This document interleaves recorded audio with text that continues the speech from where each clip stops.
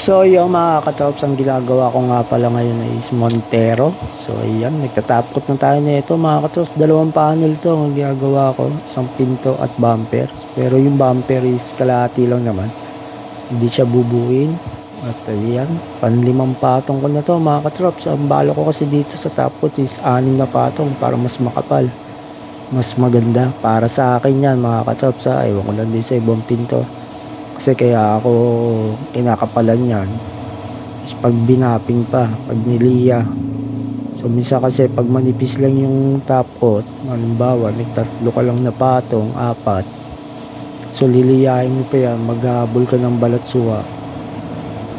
So may masyado ng manipis yung top coat. Kaya ako hanggat maaari 6 ginagawa ko, lalo na sa itim mga katrops.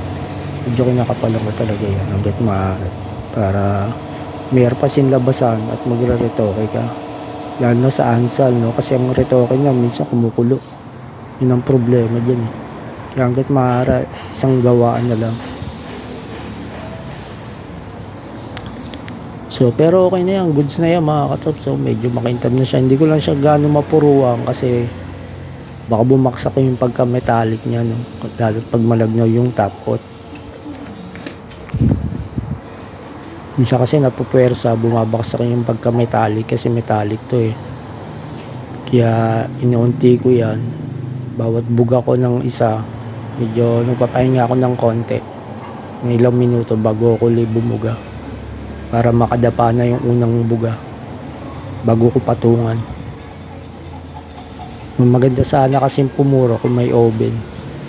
Pag may oven, kayang puruan maigi, yung tipong makintab na siya, nakala mong wala ng balatsuwa.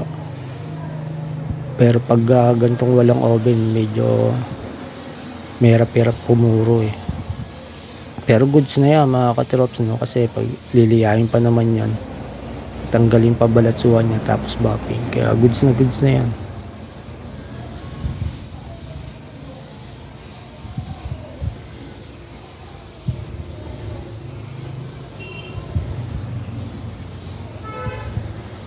So yan, last na patong ko na ata ito mga katrops. Tapos yan, patuyo na lang yan. Tapos yun, liya, then buffing. So ito nga pala yung sa bumper. Tapos ko na sa bumper, mas inuna ko yun eh, bago tong pinto.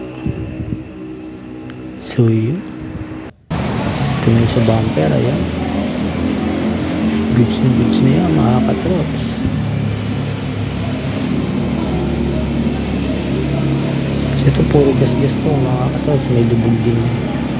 So okay, goods na yan mga katrops.